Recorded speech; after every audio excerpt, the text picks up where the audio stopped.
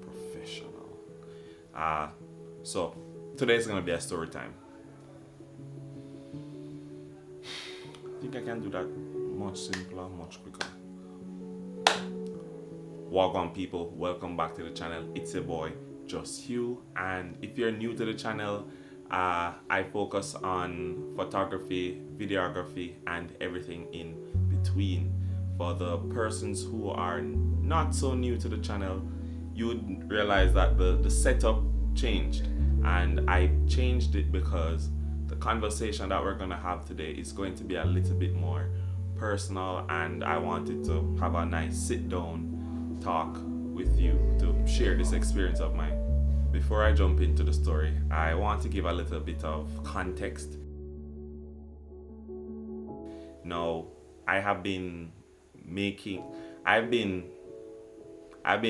stuff with my camera from about 2017, but I've always been making things overall, drawings, sculptures, paintings, things out of cardboard, anything that I could get my hand on and just make something. I would find myself doing just that. So the jump or switch to photography or then videography for me was a little bit more natural. The first time I ever make any type of money from my camera was when my coworker saw that I was doing photography and wanted somebody to shoot his wedding. Was I as confident as I needed to be? No. The pictures didn't come out exactly how I wanted them, so they weren't the best, but he liked them at the end of the day, and that's what really mattered. As time progressed, I found myself doing a lot more video-based work, and people kind of recognized me for my video work. People started to find my work online on Instagram or maybe my WhatsApp status, and they started to message me saying, can you come and do this for me? Now, I got into contact with this one manager for an artist, and that's when stuff kind of just went downhill for me. After about 3 weeks of talking with the manager, trying to understand the scope of the project and what they wanted to achieve, we finally set a date for the actual shooting. Now, during that period, I never spoke to the artist, so I had to trust that what the manager was conveying to me was exactly what the artist wanted to achieve for this project. And I'm sure you can understand that just by me saying that the end product that they got was definitely not what they were seeking to get. He was upset with me and I think the manager at the same time. Now, looking back, I can understand his frustration because he would have spent so much money just to get this entire thing together, to rent the venue. He brought in a busload of people to come and view the show and all of that. To not have gotten everything that you wanted documented the way you wanted it documented can be disappointing. I would have sat down and did everything that I needed to do, putting together the footage. I did a small trailer for them and they absolutely loved it. Now, when I gave them the full final version, they weren't as pleased with it. We ended up doing a lot of back and forth, trying to get the video to a point where the artist would find it, pleasing for him, and we never came to a middle ground as to, okay, the video is decent enough for us to accept it. Things got a little bit more serious. Now, I think the manager was getting a lot of cuss out from the artist, and she was feeling that pressure and thus passing that pressure back on to me. And it got to a point where threats on my career as a, young video person was being made, and it was a very uncomfortable situation to be in. And after just trying and just nothing not working, I decided just to avoid any type of problem that I would just give them the money back. I literally can't feel good having money for something that somebody did not enjoy. So I was just like, you know what, take back on the money, don't want it. It's just not working. In giving back the money, that was a very defeating feeling to have felt. I felt like I gave it my all, and it was just not enough. I felt like I took on way more than I could actually manage, and I felt like I got crushed under all of that weight, and that really took a toll on my self-confidence as it relates to what I thought I could do. It was embarrassing. It was really embarrassing, at least in my head, and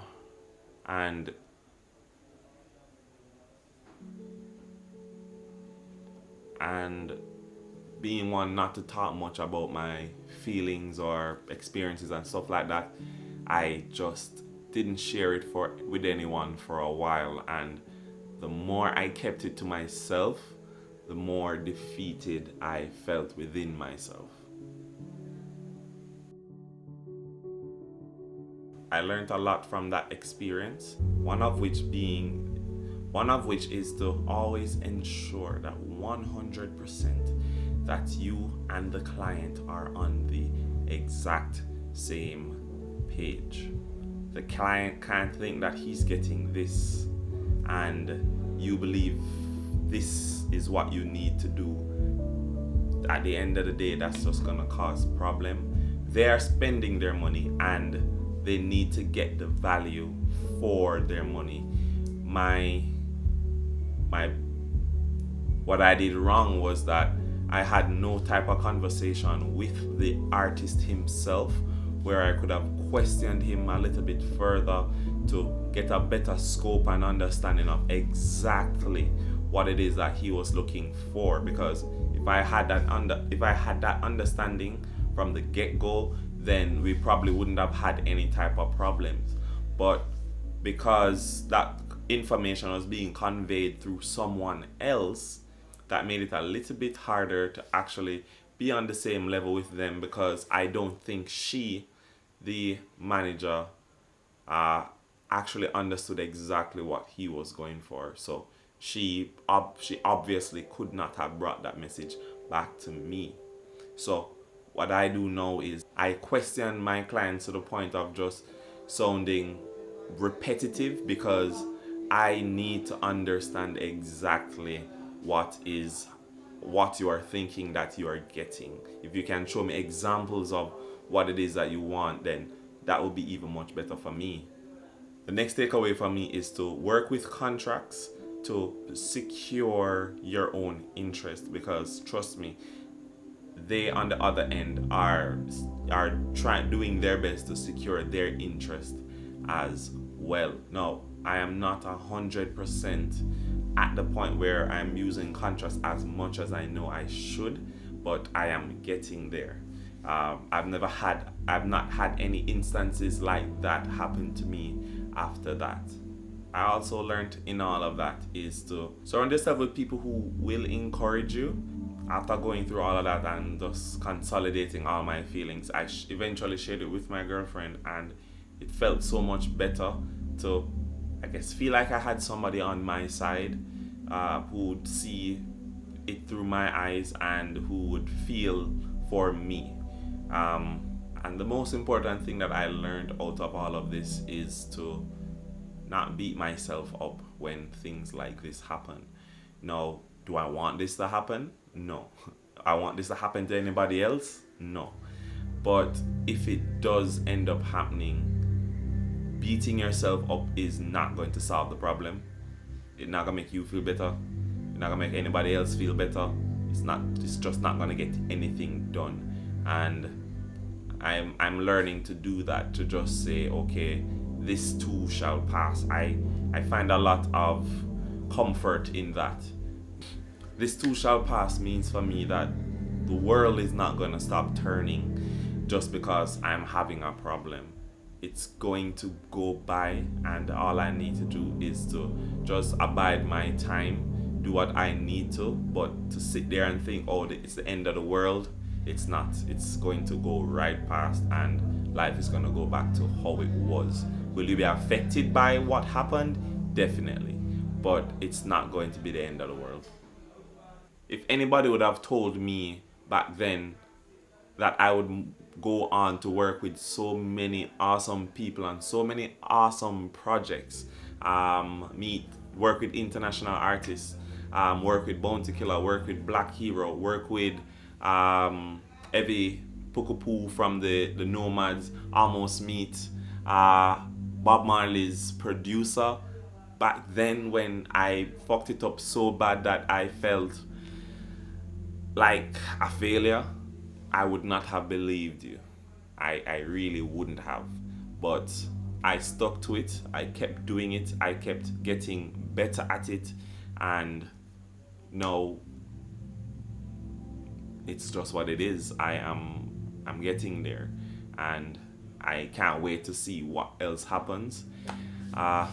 That's gonna be the end of my little story for today. So this is the most personal I've ever been on this channel, and it's different. I don't normally share stuff like this overall, but I am trying to be a lot more open in life, and this was me taking a step towards that. To show your appreciation, if you like this video, please like it. That really would help. I'm trying to grow the channel, and liking the video would really and truly help.